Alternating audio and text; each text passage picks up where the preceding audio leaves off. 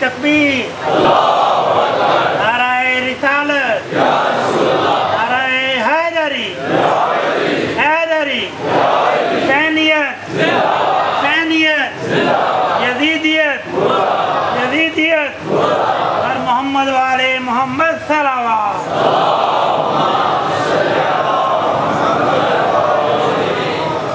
توجہ میری طرف ہے۔ اذیت اور عذاب، تکلیف پہنچانا کسی کو۔ معلوم ہو 50 آدمی مجلس میں بیٹھے، آپ نے اسپیکر لگائے ہوئے پورے محلے میں، سارے محلے کی گلیوں میں آپ، اچھا مجلس شروع ہوگی 9 بجے، آپ نے 6 بجے سے 9 ہی چلائے ہوئے۔ یہ کوئی انسانیت ہے؟ یہ کوئی حسینیت ہے؟ یہ کوئی تبلیغ ہے؟ یہ لوگوں کو تکلیف پہنچانا ہے، یہ لوگوں کو اذیت پہنچانا ہے۔ اور پھر تکلیف اور اذیت کا نتیجہ جھگڑا ہوتا ہے۔ توجہ چاہوں گا، تھک تو نہیں رہا برا؟ تکلیف اور اذیت کا نتیجہ جھگڑا ہوتا ہے، یہ ہمارا اصلی موضوع ہے۔ مومنین کے درمیان اختلاف کا سبب کیا ہے؟ مومنین کے درمیان لڑائی کی وجہ کیا ہے؟ اذیت و عذاب، تکلیف پہنچانا۔ نبی ارشاد فرما رہے ہیں، جس نے کسی مومن کو ذلت کی نگاہوں سے دیکھا، جس نے کسی مومن کو حقارت کی نگاہوں سے دیکھا، اللہ قیامت میں اسے ذلیل کر دے گا۔ معلوم ہوا بیٹھے ہوئے اور ایک مومن آیا اور انہوں نے اسے دیکھ کر ایک مرتبہ نگاہیں موڑ لی، بے احترامی کے ساتھ اظہار کیا اس بات کا کہ ہم تمہارا احترام نہیں کر رہے۔ اسے محسوس ہونے لگا یہ مجھے ذلیل کر رہے ہیں۔ ابھی کوئی بڑا آدمی آ جاتا تو یہ اٹھ کے ملتے، یہ مومن آیا ہے تو یہ بیٹھے بیٹھے ہاتھ ملا لیا، اور بعض اوقات ہاتھ ملانے کو بھی تیار نہیں ہے۔ ابھی ان کے پاس صاحب ثروت کوئی آ جاتا، صاحب منصب کوئی آ جاتا تو یہ اس کا احترام کرتے، لیکن ایک مومن آیا ہے، غریب آیا ہے تو یہ اس کے ساتھ ملنے کے لیے تیار نہیں ہے۔ معصوم فرما رہے ہیں قیامت میں وہ شخص جب اٹھایا جائے گا تو اللہ اسے حقارت اور ذلت کے ساز خوار کرے گا اور ذلیل کرے گا قیامت میں۔ نگاہ آزاری، اذیت کی نگاہوں سے دیکھنا، زبان کے ذریعے سے کسی کو اس انداز سے مخاطب کرنا کہ اسے ذلیل کیا جائے، اسے شرمندہ کیا جائے، یہ اختلاف کا سبب بھی ہے اور معاشرے کی جو سمت ہے اس کو بگاڑنے کا سبب بھی ہے۔ حدیث سن لیجئے، جو زبان کے ذریعے سے کسی کو اذیت پہنچاتا ہو، جو سبب بنتا ہے لڑائی کا۔ ان شر الناس منزلۃ عند اللہ یوم القیامہ الذین یکرمون اتقاء شرهم۔ بدترین افراد وہ ہیں، شریر ترین افراد وہ ہیں، بدترین افراد وہ ہیں کہ جن کا احترام اس وجہ سے کیا جاتا ہے، جن کا احترام اس وجہ سے کیا جاتا ہے کہ لوگ ان کے شر سے محفوظ رہیں۔ بھائی انہیں سلام کر لو ورنہ یہ بدتمیزی کریں گے، ان کے ساتھ احترام کے ساتھ پیش آ جاؤ ورنہ یہ بہت برا کریں گے۔ زبان کے برے لوگ، ہاتھ کے برے لوگ ڈر کر ان کا احترام کریں۔ معصوم فرما رہے شریر ترین افراد وہ ہیں، بدترین افراد وہ ہیں جن کا احترام ان سے ڈر کے لوگ کرتے ہوں، ان کی باتوں سے ڈر کر، ان کی زبان سے ڈر کر، ان کے نامناسب لہجے سے ڈر کر ان کا احترام کرتے ہیں۔ اویائنا کے نام سے ایک نبی کے زمانے میں شخص تھا، بظاہر مسلمان بھی تھا، مگر اس کی زبان اتنی گندی تھی کہ لوگ اس کا احترام کرتے تھے اس کی زبان کی وجہ سے، اس کی گندی زبان کی وجہ سے۔ وہ احترام نہیں ہے، خوف ہے کہ کسی کیفیت ہے، لوگ اس کو اس لیے احترام اس کا کرتے تھے کہ لوگ اس سے ڈرتے تھے۔ ایک مرتبہ وہ نبی کو ڈھونڈتا ہوا آ رہا تھا، مسلمان دوڑتے ہوئے آئے، صحابہ کرام دوڑتے ہوئے آئے، یا رسول اللہ یہ آپ کے پاس آ رہا ہے، یہ آپ سے بدتمیزی کرے گا، ہمیں بتائیں ہم کیا کریں اس کے ساتھ۔ حضرت فرمائے سے آنے دو، اور حضرت نے جب وہ آیا قریب تو حضرت نے اس کو کھڑے ہو کر ایک جگہ پر بیٹھنے کا اشارہ کیا۔ وہ جب چلا گیا تو حضرت نے یہ حدیث ارشاد فرمائی۔ حضرت نے فرمایا بدترین افراد وہ ہیں جن کا لوگ احترام کریں اس لیے کہ ان سے ڈر لگتا ہے، کوئی احترام نہیں ہے۔ من استخف بمؤمن فینا استخف، اگر کوئی شخص کسی مومن کو ہلکا اور خفیف اور حقیر سمجھے گا، مولا علی فرما رہے ہیں قیامت میں اسے حقیر کروا دوں گا۔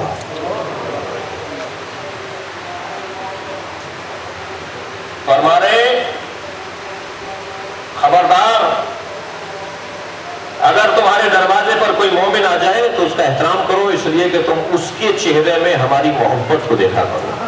سبحان اللہ، سبحان اللہ، اس بنیاد پر تم اس کے ساتھ اس کا احترام کرو۔ سبحان اللہ۔ اختلاف کا سبب ایک تو تحقیر اور اذیت ہے، جس کی بنیاد پر اختلافات ہوتے ہیں۔ اختلاف کا ایک سبب غلو ہے۔ مومنین اس وقت آپس میں لڑے ہوئے ہیں۔ پاکستان میں مومنین میں دو گروپ ہیں۔ میں تنظیموں کی بات نہیں کر رہا، مومنین کی بات کر رہا ہوں، شیعوں کی بات کر رہا ہوں، اہل بیت کے چاہنے والوں کی بات کر رہا ہوں۔ دو گروپ ہیں، کچھ ہیں جو غلو کا شکار ہیں اور کچھ ہیں جو اعتدال سے سرفراز ہیں۔ چند فیصد لوگ ہیں جو نامناسب نسبتیں اور نامناسب جملوں کے ذریعے سے تقصیر کی اور مقصر ہونے کی تہمت اپنے اوپر لیتے ہیں۔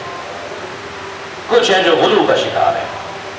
یہ چیزیں بھی آپس میں، ابھی میں اس پہ بات نہیں کر رہا کہ کون سی چیز پہ کیا تبصرہ کیا جائے، یہ چیز بھی آپس میں مومنین میں اختلاف کا سبب بنتی ہے۔ غلو، تقصیر، مفوضہ ہونا، تفویض کا نظریہ اور غلو کا نظریہ، یہ مومنین میں آپس میں اختلاف کا سبب ہے۔ بعض ممالک میں کنٹرول میں ہے اور بعض ممالک میں کنٹرول میں نہیں ہے، یعنی کنٹرول اس پر نہیں کیا جا رہا، اس پہ غور نہیں ہو رہا، اس پہ کام نہیں ہو رہا۔ اگر غور بھی ہو رہا ہے تو جس حد تک ہونا چاہیے اس حد تک کام نہیں ہو رہا۔ ایک پمفلیٹ کافی نہیں ہے۔ صلوات پڑھیں ذرا محمد وآلہ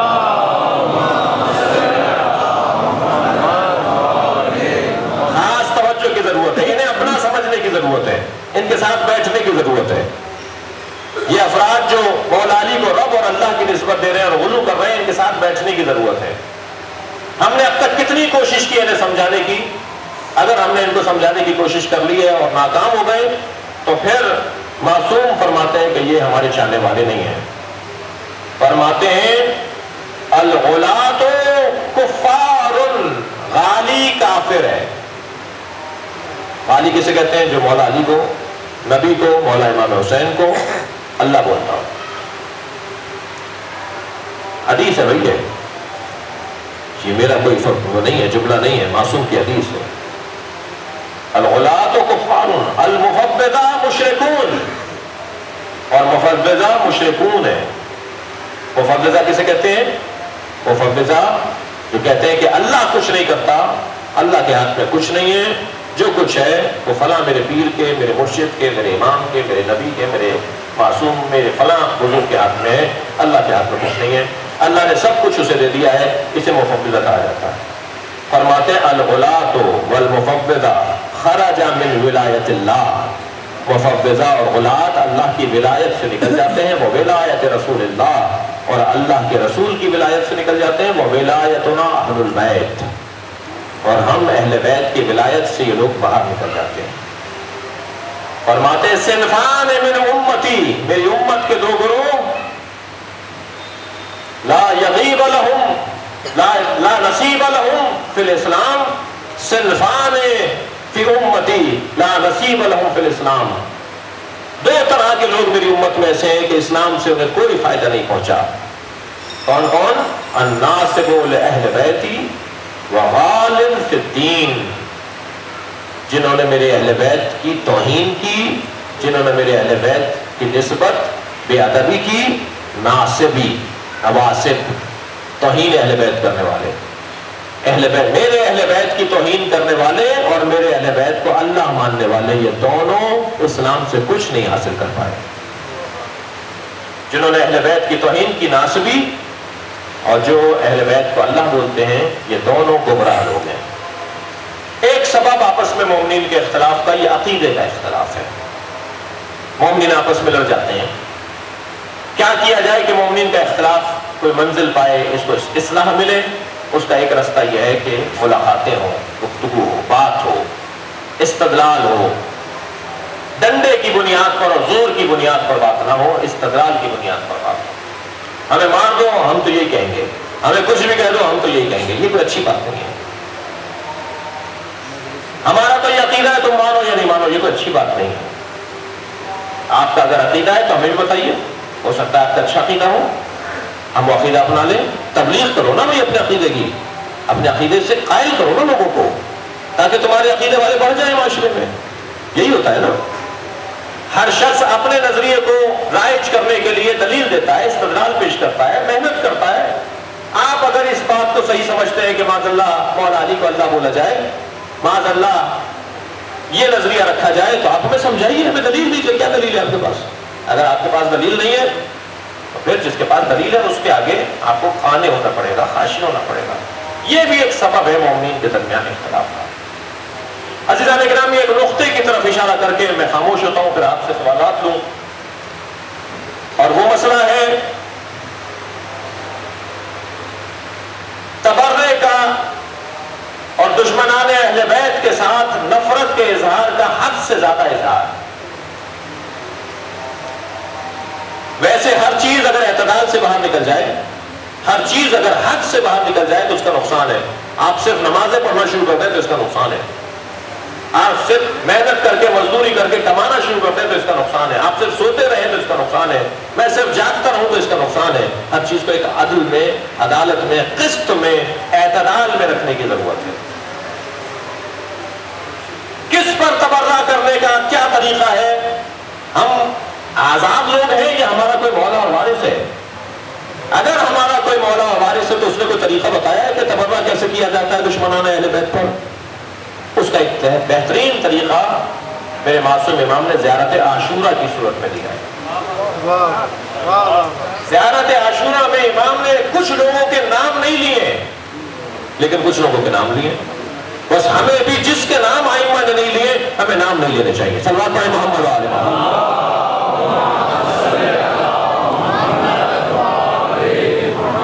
اور جن کے نام، معاویہ کا نام لیا ہے مولا نے، ابو سفیان کا نام لیا ہے، آل ابو سفیان کا نام لیا ہے، یزید کا نام لیا ہے، مروان کا نام لیا ہے، اگر کبھی ان کا تذکر آ جائے تو ہم واضح طور پر کہیں کہ ہم ان پر لعنت بھیجتے ہیں، ہم انہیں بڑا نہیں سمجھتے، انہیں اچھا نہیں سمجھتے.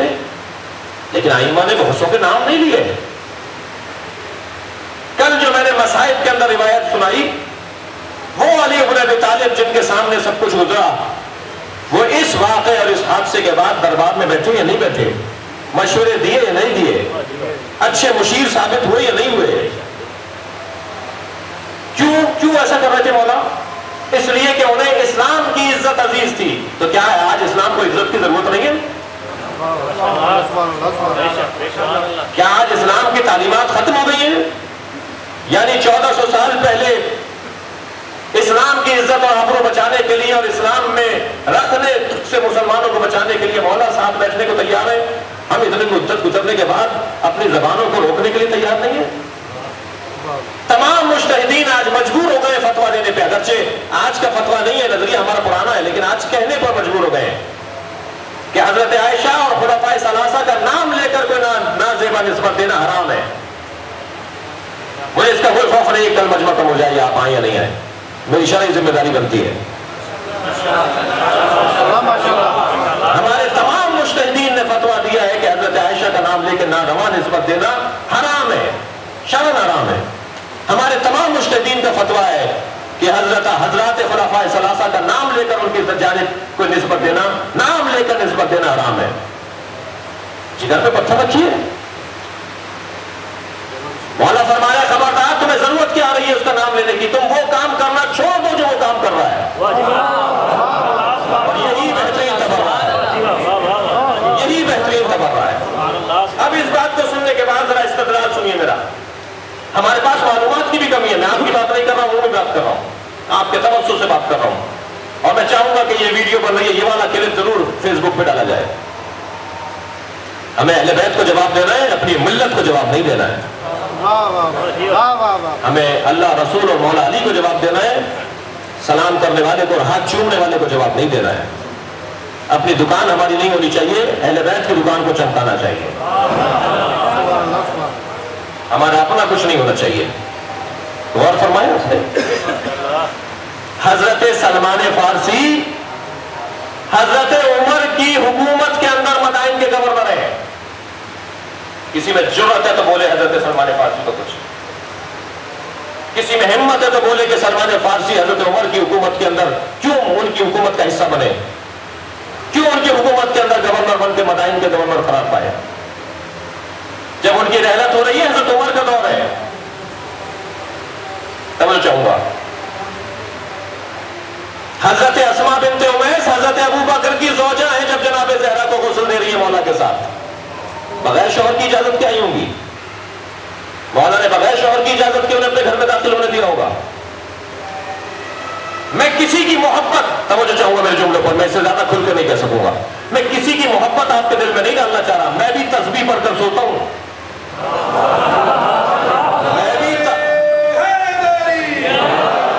میں بھی تبرے کی تسبیح پڑھ کے سوتا ہوں۔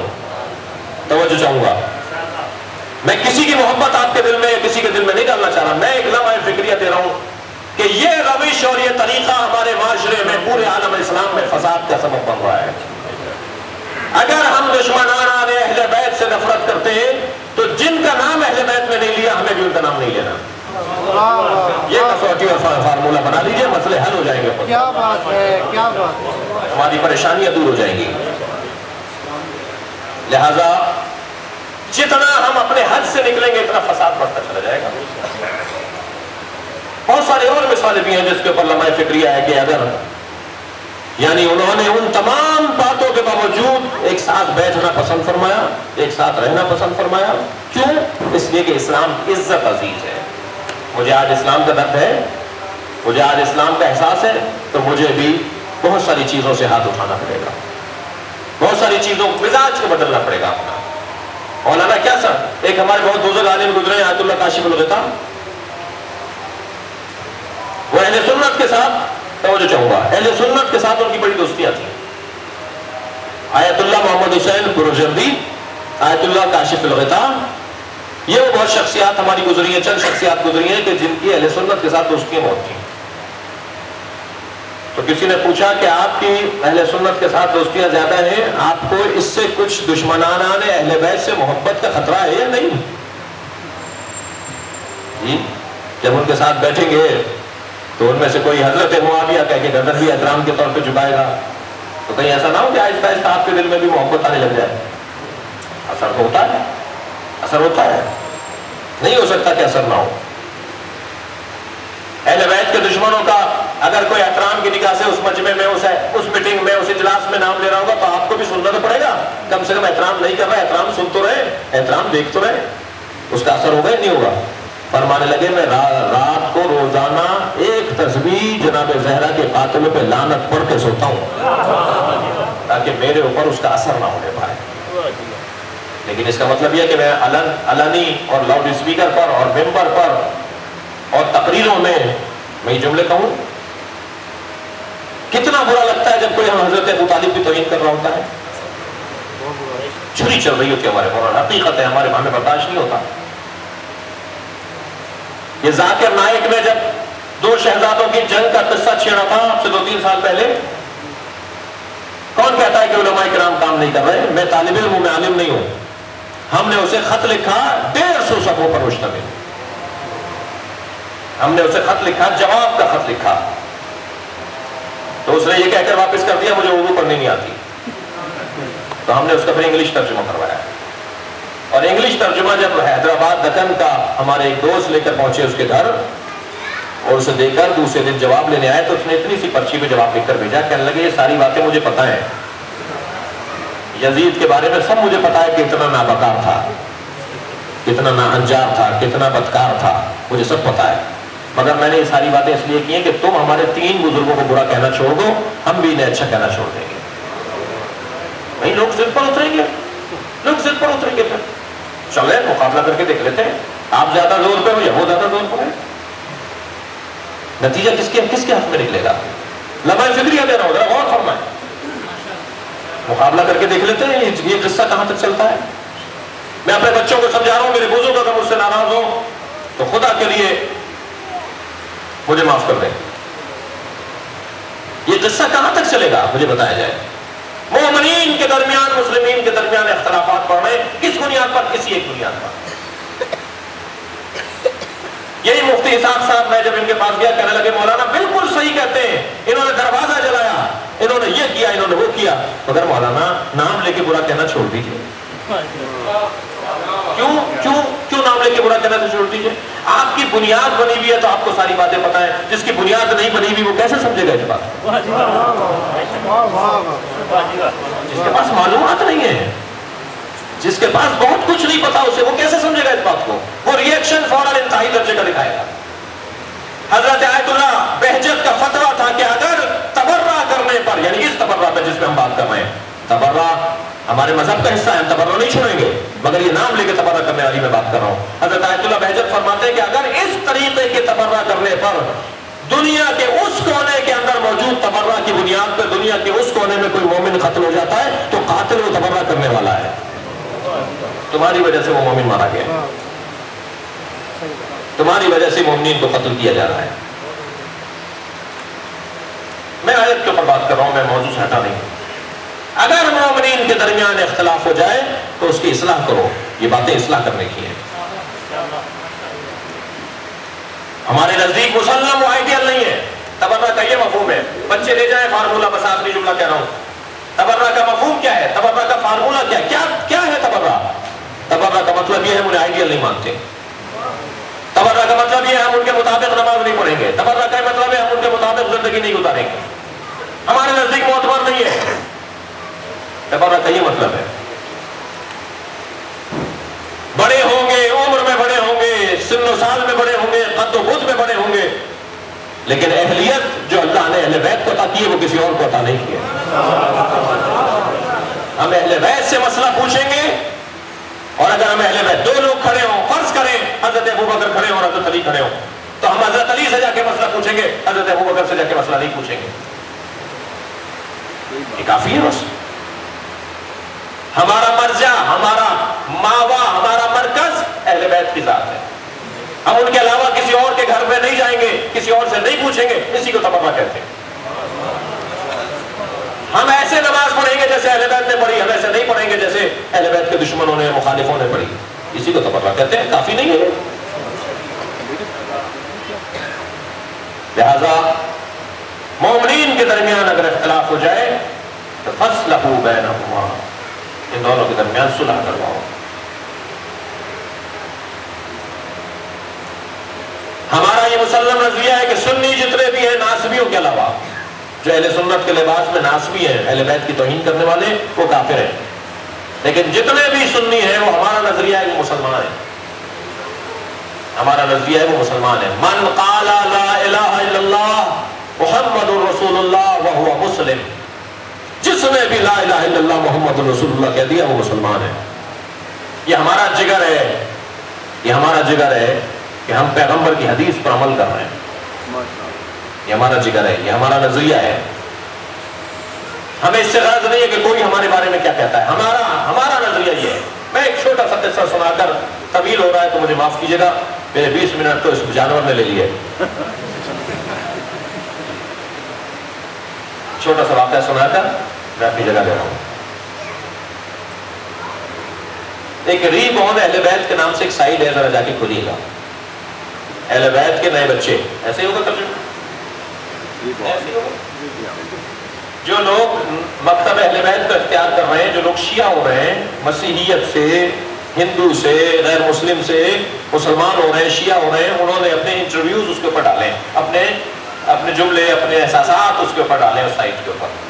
وہ میں سائٹ دیکھ رہا تھا، مجھے ایک دوست نے دکھایا، تو اس میں ایک جملہ مجھے بڑا اچھا لگا جو میں آپ کو یہاں پر نقل کر رہا ہوں، اور ایک اور جگہ بھی نقل کر چکا ہوں اس بات کو۔ ایک عیسائی تھا، وہ کہتا ہے کہ میں مسلمان ہوا تو سب سے پہلے مسلمان ہونے کے بعد، کلمہ پڑھنے کے بعد جس مسجد میں گیا وہ ہمارے دیوبندی بھائیوں کی مسجد تھی۔ میں قادری صاحب ایک لمحہ فکریہ دے رہا ہوں اپنے لیے بھی اور تمام اہل سنت کے لیے۔ میرے دل میں جو آگ لگی ہوئی ہے مسلمانوں کے درمیان افتراق اور انتشار اور اختلاف کی بنیاد پہ جو ہماری ذلت پوری دنیا میں ہو رہی ہے اس وقت مسلمانوں میں، اس کی جو آگ جل رہی ہے، اس آگ کو ٹھنڈا کرنے کے لیے ایک درد کا اظہار کر رہا ہوں۔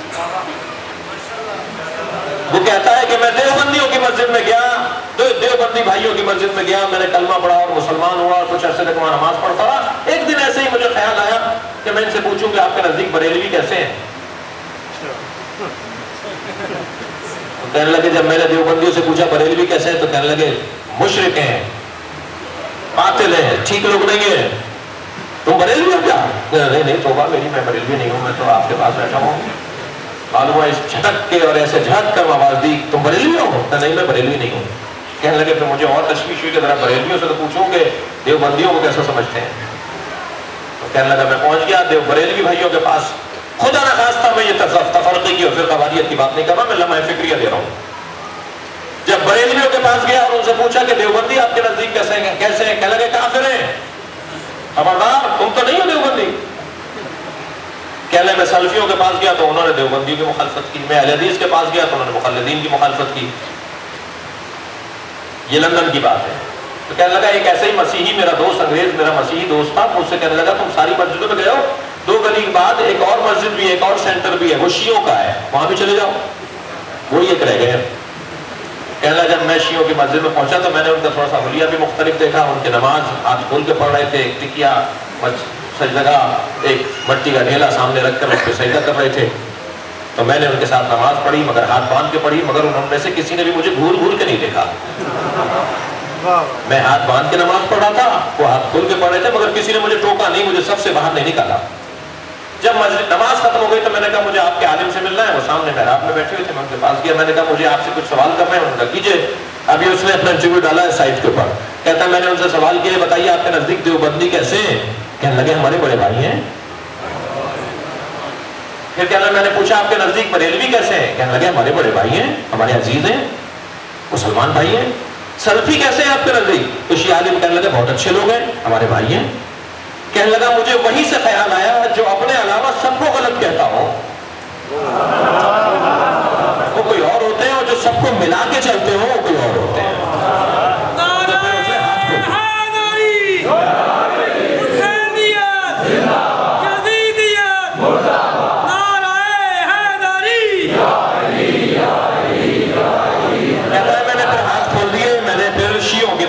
پڑھنا شروع کر دی، اور اب میں شیعہ ہوں اور میں نے مکتب اہل بیت کو پڑھایا، مجھے یہاں زیادہ تشفی مل رہی ہے۔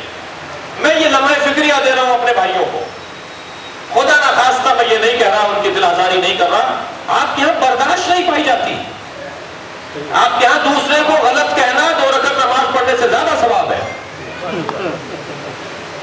ختم کریں اس بات کو۔ مسلمانوں کے درمیان انتشار اور افتراق کے اسباب کیا ہیں؟ وہ موضوع تھا آج کی مجلس کا میرا۔ مومنین کے درمیان اور مسلمانوں کے درمیان جو انتشار کے اسباب ہیں، انہیں جب تک ہم جڑوں سے نہیں کاٹیں گے مسلمان عزت نہیں پائے گا۔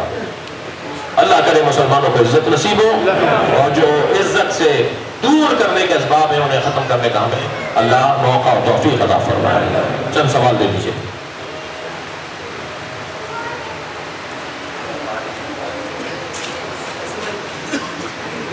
قبلہ سجدگاہ کے کا بتائیں کہ یہ کیوں رکھتے ہیں، حدیث کا حوالہ بھی ہے تو وہ بھی بتائیے۔ سجدگاہ نبی مکرم کی سنت ہے۔ صحیح بخاری اور صحیح مسلم کے اندر روایت ہے، ایک باب ہے، توجہ چاہوں گا، ایک باب ہے السجود علی الحمرہ، ٹھیکرے پر مٹی کے ڈھیلے پہ سجدہ۔ نبی مکرم کی سنت ہے کہ نبی اپنی جیب میں، اپنے کھیسے میں، اپنی جیب میں، عربی میں کھیسا کہتے ہیں، سندھی میں بھی شاید کھیسا کہتے ہیں، شاید سرائکی میں بھی کھیسا کہتے ہیں، پنجابی میں بھی کھیسا کہتے ہیں، نبی اپنے کھیسے میں، عربی میں بھی کھیسا کہتے ہیں، اپنی جیب میں مٹی کا ڈھیلا رکھتے تھے، اور جب بھی وقت آتا تھا نماز کا تو آپ اسے نکال کر اس پر سر رکھتے تھے، کپڑے پر اور قالین پر نبی سر نہیں رکھتے تھے۔ یہ صحیح بخاری صحیح مسلم میں باب ہے پورا، السجود علی الحمرہ۔ لہذا اور ائمہ اہل بیت نے تو ہمیشہ خاک پر سر رکھا ہے۔ پاکستان کے ایک بہت بڑے سیاستدان جو ہے وہ مکتب اہل بیت پر غور کر رہے ہیں اور تحقیق کر رہے ہیں، مجھے ان کا فون آیا، قومی اسمبلی اور صوبائی اسمبلی کے رکن بھی رہ چکے ہیں، وزیر بھی رہ چکے ہیں، وفاق میں بھی اور صوبہ سندھ میں بھی۔ ان کا فون آیا، کہنے لگے کہ میں نے بہت کچھ سمجھ لیا مگر سجدہ سمجھ میں نہیں آ رہی۔ تو کربلا سے پہلے بھی تو سجدہ ہوتا تھا، تو پھر سجدہ تو کربلا کے بعد بنی ہے۔ تو میں نے کہا یہیں سے غلط فہمی، یہ اٹکن آپ کی میں بھی دور کر دیتا ہوں۔ کربلا سے پہلے بھی مٹی پر ہی سجدہ ہوتا تھا. یعنی نبی مکرم، اصحاب پیغمبر، حضرت ابو سعید خدری ایک مرتبہ نماز پڑھ رہے تھے، آپ کا امامہ آپ کی پیشانی پر آ گیا، اور جب آپ سر رکھ رہے تھے تو امامہ زمین پر ٹک رہا تھا. تو حضرت نے اتنا انتظار بھی نہیں کیا کہ نماز مکمل کر لیں تو حضرت انہیں سمجھائیں اور آئندہ یہ ٹھیک کریں.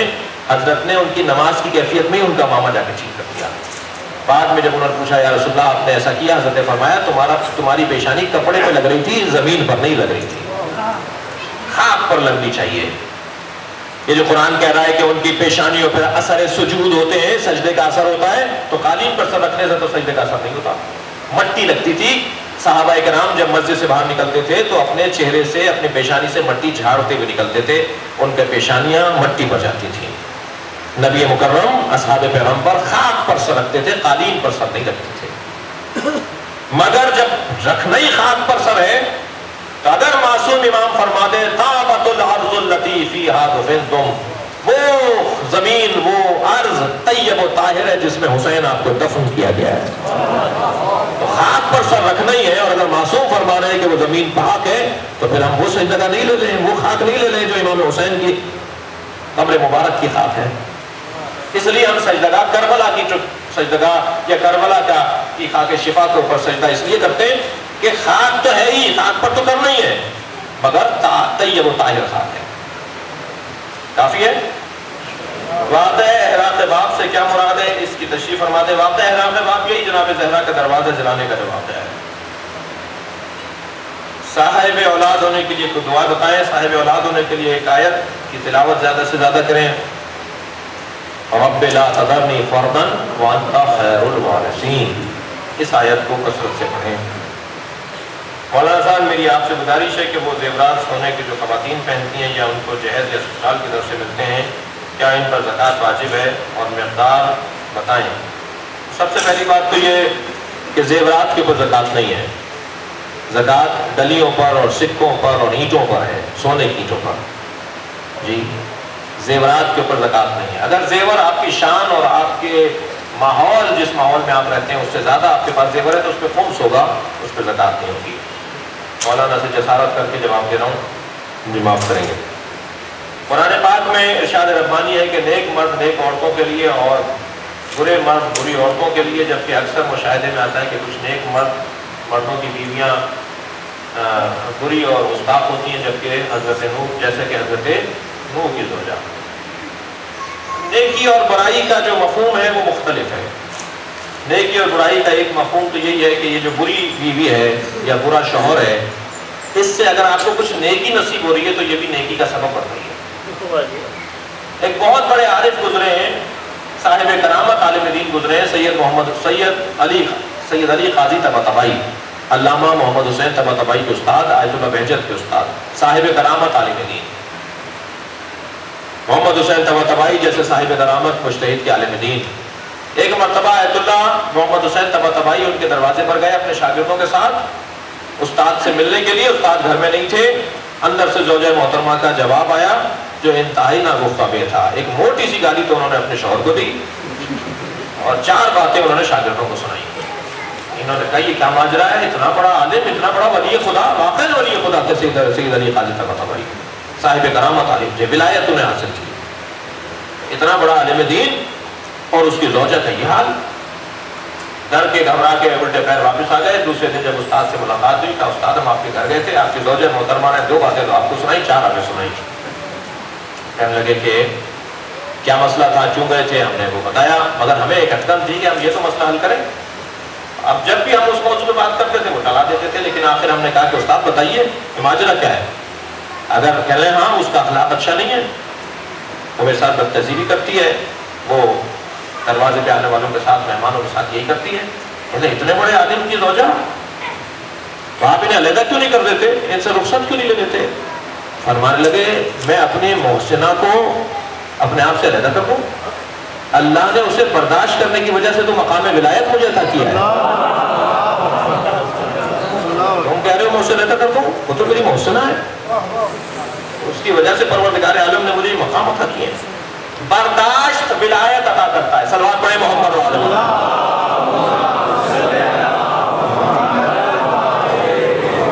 کسوٹی ہے، پیمانہ ہے، فارمولہ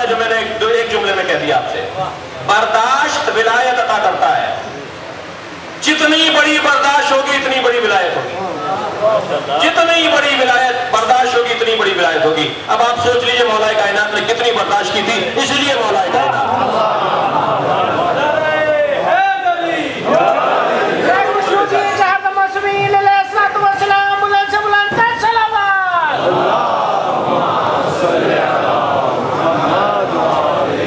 تربیت اولاد میں ماں باپ کی شخصیت اگرچہ بہت زیادہ اثر انداز ہوتی ہے، جبکہ بعض انبیاء کی اولاد بھی گستاخ ہوئی ہے، برے لوگوں کے بچے بھی بعض دفعہ اچھے انسان بن جاتے ہیں، برداشت کریں۔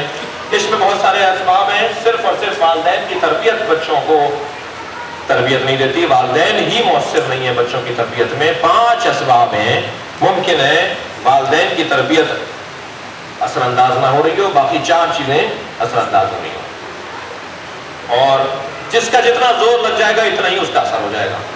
5 چیزیں جس کی وجہ سے انسان کی تربیت ہوتی ہے اور اولاد کی تربیت ہوتی ہے، اس میں سے ایک والدین ہے، ان میں سے ایک خونی جراثیم ہے، خاندانی اثرات ہیں۔ والدین کتنے اچھے ہوں مگر بڑوں سے کچھ چیزیں چلی آ رہی ہیں۔ ڈاکٹر آپ سے پوچھتا ہے کہ آپ کے دادا کو شوگر تو نہیں تھی؟ ڈاکٹر آپ سے پوچھتا ہے آپ کے پردادا کو دل کی بیماری تو نہیں تھی؟ بھائی پردادا کو شوگر تھی، مجھ سے کیوں پوچھ رہے ہو؟ بیماریاں منتقل ہوتی ہیں، جیسے یہ بدنی بیماریاں منتقل ہوتی ہیں ایسے روحانی بیماریاں بھی منتقل ہوتی ہیں۔ بعض اوقات والدین اچھی تربیت کر رہے ہوتے ہیں لیکن وہ جو جن کے مسائل ہیں یعنی جینیٹک کے مسائل ہیں وہ مسائل اولاد میں منتقل ہو رہے ہوتے ہیں۔ ایک مسئلہ توفیق کا بھی ہے۔ کل آپ نے کہا کہ تصویر بنانا معصومین کی توہین کا سبب بن سکتا ہے، تو پھر بھیا جان چھوڑیے ان فلموں کی، ان فلموں کے ذریعے سے ہدایت بھی تو مل رہی ہے نا۔ مولا کائنات کی تصویر تو نہیں بنائی ان فلموں میں، نبی مکرم کی تو تصویر نہیں بنائی ان فلموں میں، حضرت یوسف کی بنائی ہے، ٹھیک ہے، حضرت یوسف کی بھی اتنا حسین بنایا ہے کہ ہمیں اتنا اچھا آج تک کوئی دکھائی نہیں آتا۔ ہمیں اپنے محلے گلیوں میں بھی کوئی اتنا خوبصورت نہیں دکھایا گیا جتنا انہوں نے حضرت یوسف کو بنایا، تو پھر توہین تو نہیں ہو رہی نا۔ قاعدہ اور قانون یہ ہے کہ اگر توہین ہو رہی ہو تصویر بنانے سے تو تصویر بنانا ٹھیک نہیں ہے۔ حافظ بشیر نجفی صاحب کا فتویٰ چاند کے متعلق واقع مجتہدین سے الگ ہے، چاند دنیا کے جس کونے میں نظر آ جائے پوری دنیا کو دیا جاتا ہے، تو ان کے لیے مقلدین تو کبھی عید کے دن روزہ رکھتے ہیں، حرام کرتے ہیں، ان میں انہیں علم بھی نہیں ہوتا۔ ہمارے مجتہدین کے نزدیک آج عید ہے، وہ کیا کریں؟ مقلد ہیں، آپ مجتہد تھوڑی ہیں۔ اگر آپ مقلد ہیں تو مانیں، ان کی تقلید کریں، ان کے حکم کو مانیں، اور اگر آپ کو کسی مجتہد کے فتوے میں عسر اور حرج ہے اور آپ کو سمجھنے میں آنے میں اس میں عمل کرنے میں مشکل ہو رہی ہے، دوسرے مجتہدین موجود ہیں۔ مولانا صاحب اللہ واحد لا شریک ہے، وحدہ لا شریک ہے، تو یہ عقیدہ کہ اللہ نے معصومین کو اپنے نور سے خلق کیا ہے، اس میں شرک کا پہلو تو نہیں نکلتا، بالکل نہیں نکلتا۔ اللہ وحدہ لا شریک ہے، اللہ ان کے نور سے نہیں بنایا ہے، اللہ ان کے نور سے تھوڑی بنایا ہے، وہ اللہ کے نور سے بنے ہیں۔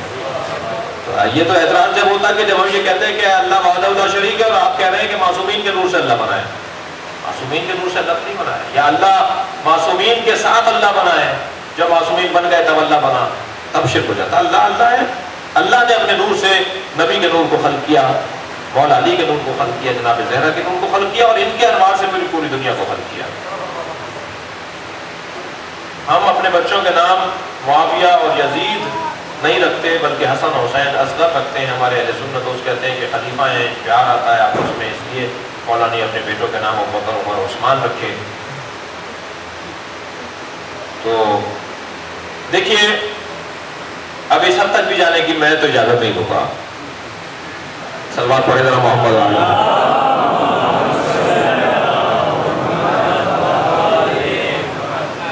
مجھے پھر خوف ہو رہا ہے، دیر ہو رہی ہے ہماری۔ یہ سوالات کل لے جائیں،